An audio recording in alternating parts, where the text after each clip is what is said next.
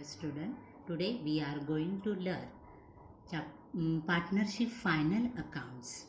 In this chapter, we have to see introduction, various steps in accounting, necessity of preparation of final account, then preparation of partnership final account. In that we will see the trading account, profit and loss account and balance sheet. First, let us see the introduction.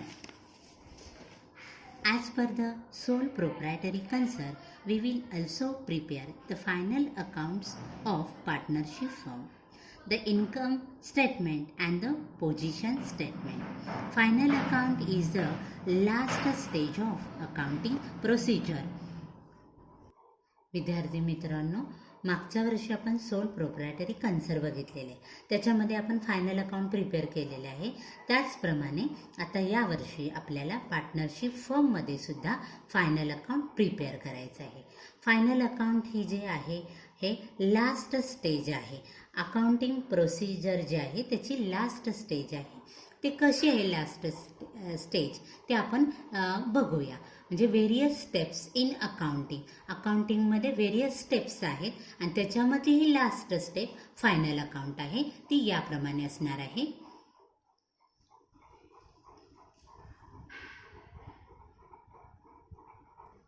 Every time a business transaction takes place, the details of it is made in primary books.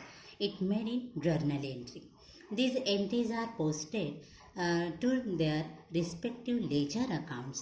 At the end of the financial year, the ledger accounts are balanced and closing balance of each ledger account is determined. There may be a debit or credit balances. With the help of all these balances, a trial balance is prepared. This is term helps of preparing trading accounts, profit and loss account and balance sheet, which is known as a final account. विद्यार्थी मित्रांनो, बिझनेसमध्ये जे transaction होतं त्याची नोंद जी आहे ती नोंद केली जाते. जर्नलमध्ये त्याची पहिल्यांदा नोंद केली जाते. म्हणजेच काय, सबसिडियरी बुकमध्ये त्याचं रेकॉर्ड ठेवलं जातं. मग त्या जर्नल एंट्रीचं त्या रिलेटेड लेजर अकाउंटमध्ये त्याचं पोस्टिंग केलं जातं. मग जे फायनान्शियल इयर आहे तेव्हा ते लेजर अकाउंट्स काय केले जातात, क्लोज केले जातात. त्या अकाउंटचा डेबिट बॅलन्स आणि क्रेडिट बॅलन्स हा काढला जातो. मग आपल्याला डेबिट बॅलन्सेस आणि क्रेडिट बॅलन्सेस जे काढलं जातं त्याच्यावरनं आपण ट्रायल बॅलन्स प्रिपेअर करतो आणि मग या ट्रायल बॅलन्सवरून आपल्याला फायनल अकाउंट प्रिपेअर करायचे आहेत. म्हणजेच या फायनल अकाउंटमध्ये trading account, profit and loss account हे दोन अकाउंट प्रिपेअर करायचे आहे आणि बॅलन्स शीट प्रिपेअर करायचं आहे. म्हणजे फायनल अकाउंट हे ट्रायल बॅलन्स जे दिले असतं त्याच्यावरनं आपल्याला फायनल अकाउंट म्हणजे फायनल अकाउंट ही लास्ट स्टेज आहे अकाउंटिंगची, हे आपल्याला या ठिकाणी नमूद करायचं आहे. Then next points, necessity of preparation of final account. म्हणजे आपण हे फायनल अकाउंट प्रिपेअर करतो, त्याची गरज काय आहे, त्याची आवश्यकता काय आहे, तर त्याच्यासाठी आपल्याला काही मुद्दे सांगता येईल. याच्यामध्ये सांगता येईल आपल्याला. First, to find out the gross profit और gross loss during the year. Gross profit किती झालेलं आहे, ग्रॉस लॉस किती झालं आहे त्यावर्षी, हे आपल्याला शोधून काढता येतं. त्याच्यानंतर to find out the net profit or net loss of the business. Next, to know the financial position of the business at the end of every year. आपल्या व्यवसायाची आर्थिक स्थिती किंवा आर्थिक पोझिशन काय आहे प्रत्येक वर्षाला हे आपल्याला समजणार आहे. त्याच्यानंतर to find out the amount of debtors and creditors. Then to prepare the various accounts for future planning. भविष्यामध्ये आपल्याला काही प्लॅन करायचं आहे, त्याच्यामध्ये आपल्याला हे काही प्रिपरेशन करावं लागणार आहे. आपला व्यवसाय कसा व्यवस्थित करता येईल याच्या दृष्टीने आपल्याला प्रिपरेशन करावं लागणार आहे, प्लॅन करावं लागणार आहे. त्याच्यानंतर to find the sources and application of funds. Then to find out the value of goodwill for the purpose of reconstitution of firm. And last, to calculate the various taxes of firm like income tax, etc. These are the necessity of the preparation of final accounts. The final account is prepared at the end of every financial year. As per Income Tax Act 1961, financial year starts on 1st April and end on 31st March every year.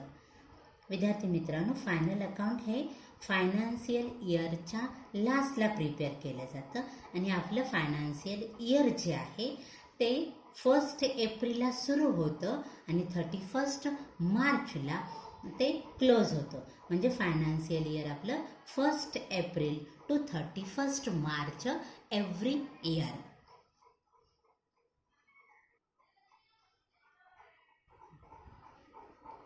Then last point, the preparation of partnership final account. In that, first we will see trading account. Trading अकाउंटचा हा format आहे. Trading account is a nominal account. Trading account हे nominal अकाउंटचा प्रकार आहे. Trading account is open to the trading organisation for the purpose of to find out the gross profit or gross loss during the year. आपण trading account जे हे आहे हे prepare का करतो तर याच्यावरनं आपल्याला ग्रॉस प्रॉफिट आणि ग्रॉस लॉस किती झालेला आहे, ग्रॉस प्रॉफिट किती झालेलं आहे हे याच्यावरनं आपल्याला कळणार आहे. There are 2 sides of trading account.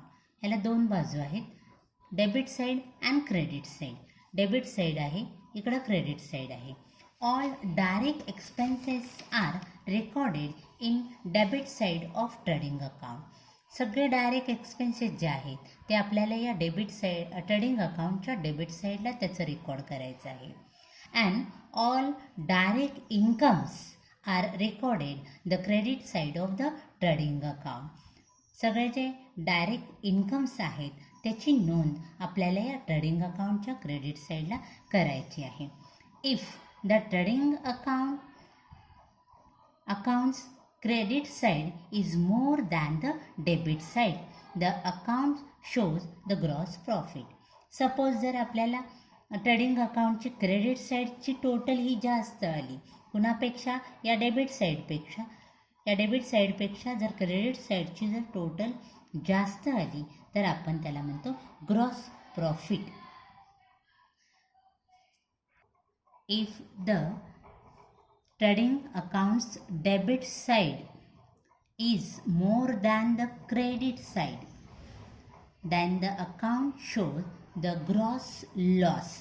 Suppose जर डेबिट साईड जास्त आली कुणापेक्षा, या क्रेडिट साईडपेक्षा, म्हणजेच डेबिट साईडची टोटल जास्त आली क्रेडिट साईडच्या टोटलपेक्षा, तर आपल्याला हा ग्रॉस लॉस आपण काढला जातो. म्हणजे ग्रॉस लॉस आला आहे बिझनेसला हे समजतं. म्हणजेच आपल्याला ग्रॉस प्रॉफिट और gross loss is transfer to profit and loss account. आपल्याला मिळालेला ग्रॉस प्रॉफिट जो आहे तो ग्रॉस प्रॉफिट किंवा हा ग्रॉस लॉस जो आहे तो आपण प्रॉफिट अँड लॉस अकाउंटला ट्रान्सफर करतो. अशा पद्धतीने आपल्याला हा ट्रेडिंग अकाउंटचा फॉर्मॅट आहे. Number 2, profit and loss account. या प्रॉफिट अँड लॉस अकाउंटचा सुद्धा फॉर्मॅट जो आहे तो अशा पद्धतीने असणार आहे. विद्यार्थी मित्रांनो, हा प्रॉफिट अँड लॉस अकाउंटचा हा फॉर्मॅट असणार आहे.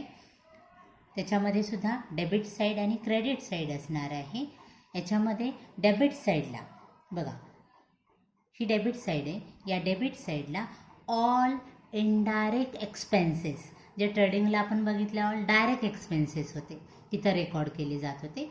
पण प्रॉफिट अँड लॉस अकाउंटला इथं all indirect expenses are recorded in the debit side of the profit and loss account and all indirect incomes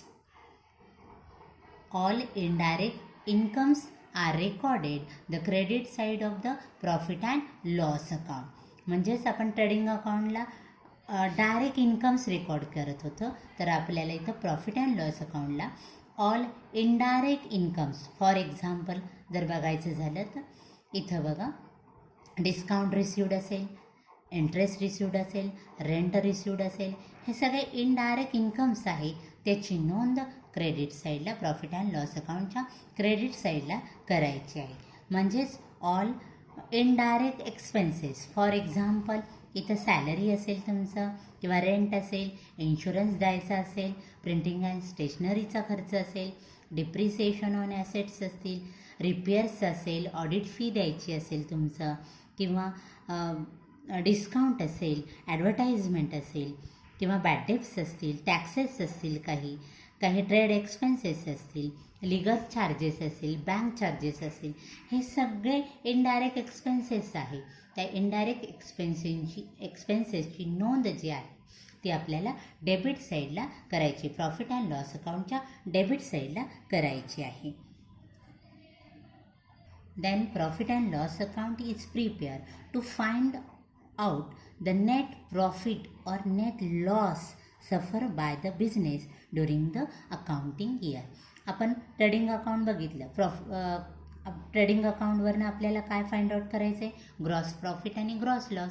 पण प्रॉफिट अँड लॉस अकाउंटवरनं आपल्याला काय प्रिपेअर किंवा काय फाइंड आउट होणार आहे आपल्याला? तर net profit or net loss, बिझनेसला net profit किती झालेलं आहे, नेट लॉस किती सहन करायचं आहे, हे आपल्याला या प्रॉफिट अँड लॉस अकाउंटवरनं समजणार आहे. नेट प्रॉफिट केव्हा मिळणार आहे? The credit balances on this account show the net profit. Suppose the credit balance जे आहे तो क्रेडिट बॅलन्स जास्त असणार आहे कुणापेक्षा? या डेबिट साईडच्या बॅलन्सपेक्षा. आणि प्रॉफिट अँड लॉस अकाउंटचा जेव्हा डेबिट बॅलन्स येतो, म्हणजेच डेबिट साईडची टोटल जास्त असते कुणापेक्षा? या क्रेडिट साईडपेक्षा, तेव्हा आपण त्याला डेबिट बॅलन्स असं म्हणतो. मग डेबिट बॅलन्स म्हणजेच नेट लॉस असतो.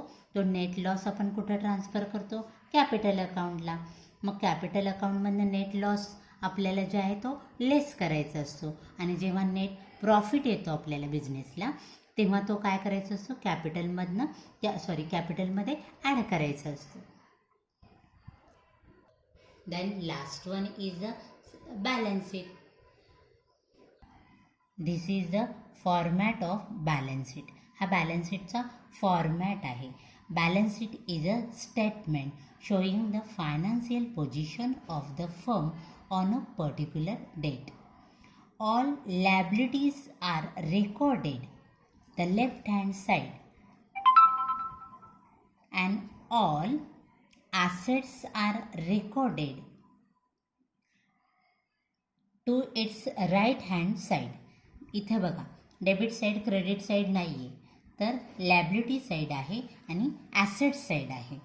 सगळ्या ज्या लॅबिलिटी आहे बिझनेसच्या त्या या लॅबिलिटी साईडला ट्रान्सफर केल्या जातात, रेकॉर्ड केलं जातं. आणि सगळे जे ॲसेट्स आहेत त्या ॲसेट्सची नोंद या ॲसेट साईडला केली जाते. फॉर एक्झाम्पल असेल तुमचं गुडविल असेल, लँड अँड बिल्डिंग असेल, फर्निचर असतील, प्लांट अँड मशिनरी असेल, प्रिमायसेस असतील, इन्व्हेस्टमेंट असतील, त्याच्यानंतर काही प्रीपेड एक्सपेन्सेस असतील, पेटंट असतील, इक्विपमेंट असतील, क्लोजिंग स्टॉक असेल, सन्ड्री डेटर असतील, या कॅशचा बॅलन्स असेल, बँक बॅलन्स असेल, या सगळ्यांची नोंद या बॅलन्स शीटच्या ॲसेट साईडला केली जाते. त्याचप्रमाणे बॅलन्स शीटच्या लॅबिलिटी साईडला कॅपिटल अकाउंट जे आहे ते कॅपिटल अकाउंटची नोंद केली जाते. त्याच्यानंतर जे काही बिझनेसच्या लॅबिलिटी आहेत, पेड करायच्या आहेत, त्याची नोंद या ठिकाणी केली जाते.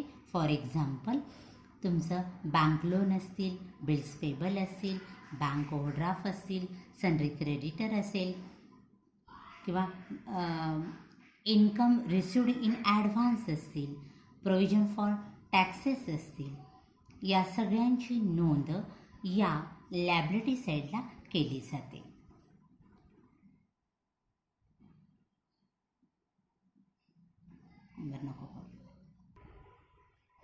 तर अशा पद्धतीने आपण पार्टनरशिप फायनल अकाउंटमध्ये trading account, profit and loss account आणि बॅलन्स शीट या तिघांचा आपण फॉर्मॅट जो आहे तो फॉर्मॅट आजच्या या आपण लेक्चरमध्ये बघितलेला आहे.